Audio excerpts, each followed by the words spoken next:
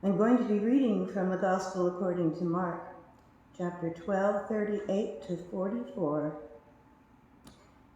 As he taught, he said, "Beware of the scribes who like to walk around in long robes and be greeted with respect in the marketplaces, and to have the best seats in the synagogues and places of honor at banquets. They devour widows' houses, and for the sake of appearance say long prayers. They will receive the greater condemnation." He sat down opposite the treasury and watched the crowd putting money into the treasury. Many rich people put in large sums. A poor widow came and put in 2 small copper coins, which are worth a penny.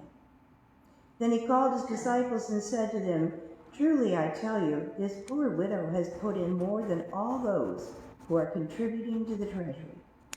For all of them have contributed out of their abundance. But she, out of her poverty, has put in everything she had, all she had to live on."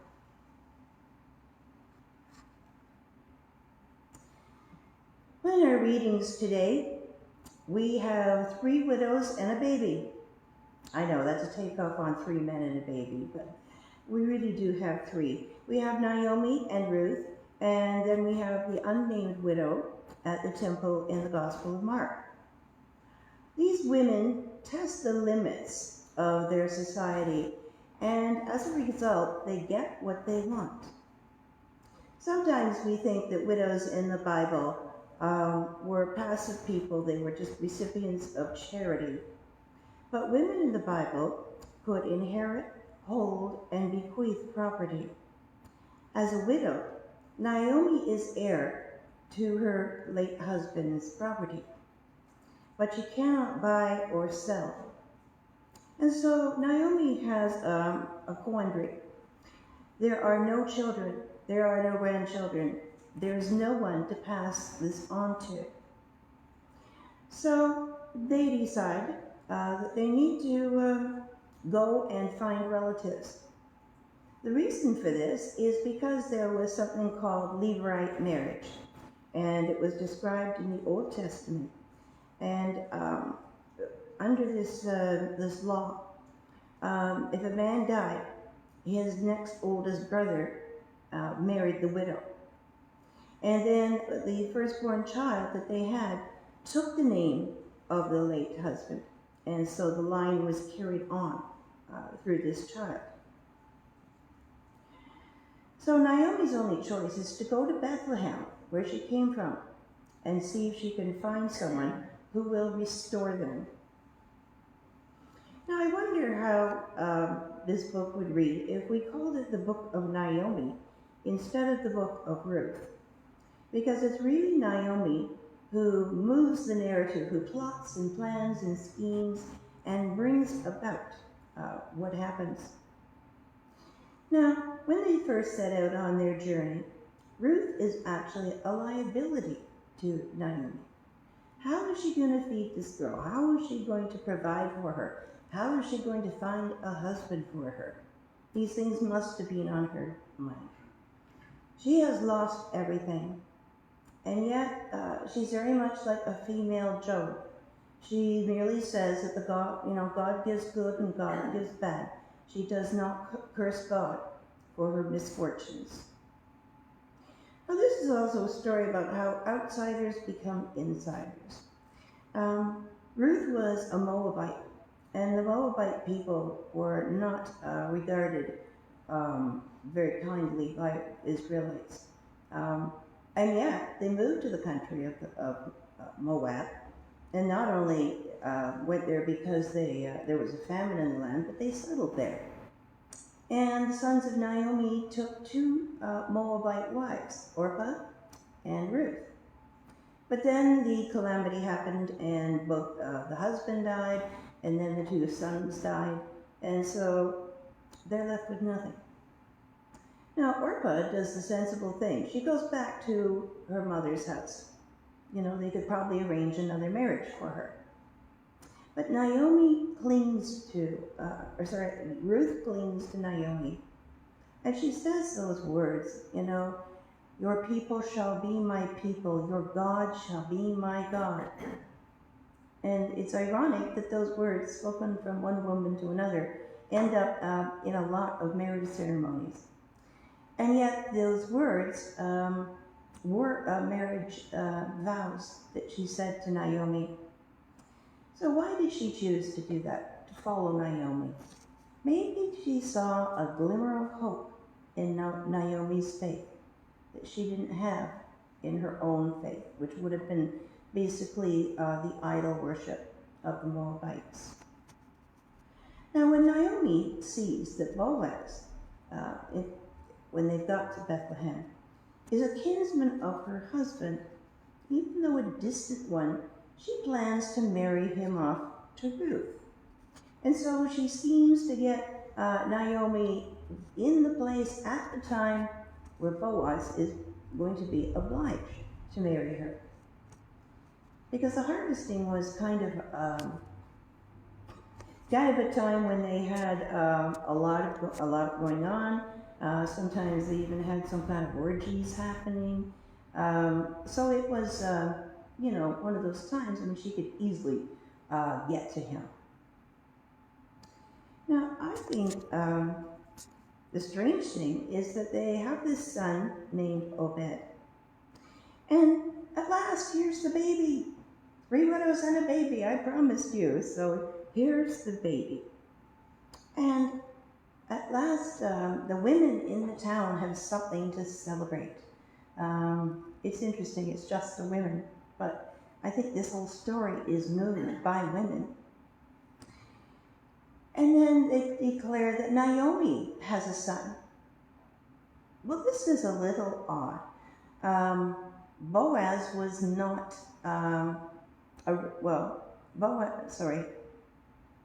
Boaz was a relation of her husband's, not hers. And Ruth is a daughter-in-law. So this baby has no genetic link to Naomi. But it's so important that this baby has come to carry on the line. So I think this story would only have been included in the Bible for the last word in the book, which is David, the name David. The whole story is about how David came to be. Now, this lineage depends on a lot of precarious events. What if there hadn't been a famine in the land that drove them to Moab? What if her sons had not married Moabite women? What if Ruth had not gone with Naomi? If any of these had occurred, then David would never have been born. But Obed was born.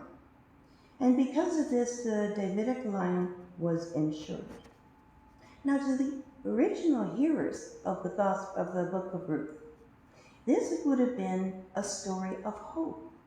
Out of desperate circumstances, there came a baby, and a very special baby at that.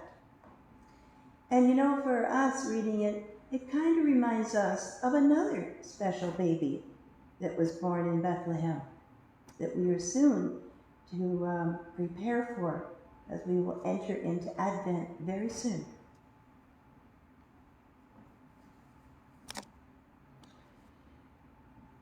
So, even though this story is about family obligations, these weren't always something that happened. In the time of Jesus, widows were supposed to be cared for by their relatives. And yet Jesus said that sometimes, the Pharisees and the scribes, they devour widows' houses. They take everything that they have. Kind of wonder if Jesus' mother Mary was a widow. It's quite possible. It's quite possible that she traveled with him because she really had no other choice. And yet she supported him. She was there at the cross. Now, what do we know about this widow who approaches the treasury? We really don't know very much at all. What we do know is that she brings these 2 copper pennies worth about a cent, and she puts them into the treasury. Now, poor people were not obliged to bring anything to the treasury, but both poor people and rich people were able to give that. I wonder why she did that. If she truly had nothing else, then why put those 2 coins in? Maybe it was an act of defiance. Here, you've taken everything else I have. Here's the last thing I have. These 2 copper cents. What are you going to do about it? Well, someone would have had to step in and take care of her. She had nothing. She was destitute. She didn't even have 2 copper coins. And maybe she was hopeful that if she divested herself of this last thing that she had, these 2 coins, that maybe then her life would be better because someone would see her sacrifice. Certainly Jesus saw it. Now, we don't have any after story in this one, but I kind of think that he would have sent somebody to care for her or to include her in the crowd that followed him. I don't think he would have just left her there. And she became a model for the disciples. The fact that she gave her all in all was exactly what the disciples were going to be told they had to do if they wanted to be his disciples. When there was a rich young ruler who approached Jesus and said, he'd kept the commandments all his life, and what more should he do? And it says that Jesus looked at him and loved him. But then he said, sell everything you have and give it to the poor, and then follow me. And of course he couldn't. So this is the mark of discipleship, being able or willing to give everything. Now, I'm not expecting that everybody here is going to immediately donate everything that they have to the church. But I think the point is the willingness to put your church and your church community, more important than the actual church, the people here that you love, and the people who aren't here that we carry, and also the people who have gone before us, especially those who we lost in the wars. First World War, Second World War, Vietnam War, the Korean War, Desert Storm. It goes on and on. I don't think in our lifetimes we have ever had a time of total peace.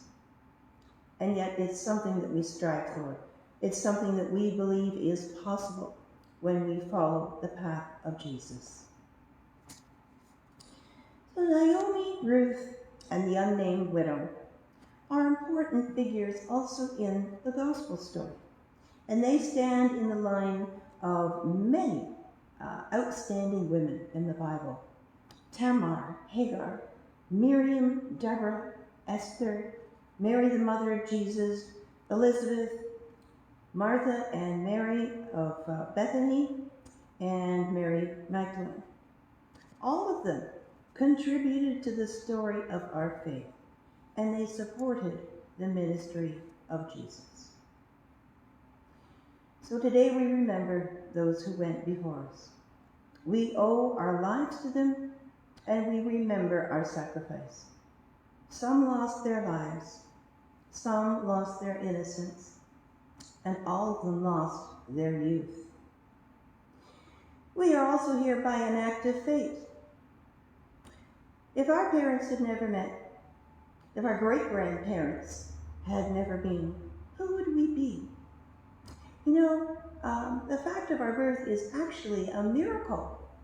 It's a miracle that it ever happened, that we were ever born. And yet, God works through miracles. What we see as the randomness of what happens in our lives and around us is actually the way that God works. God works through that and always brings God's purpose through that. That's what the word providence means. It means that no matter what we go through, God provides. The greatest gift that God gives us is the gift of life. And as we mourn the past today of the fallen, we also celebrate life, life that we are here because of them. Let us honor the one who gave his life, so that we may have abundant life. Thanks be to Christ Jesus, the Lord of our lives. Amen.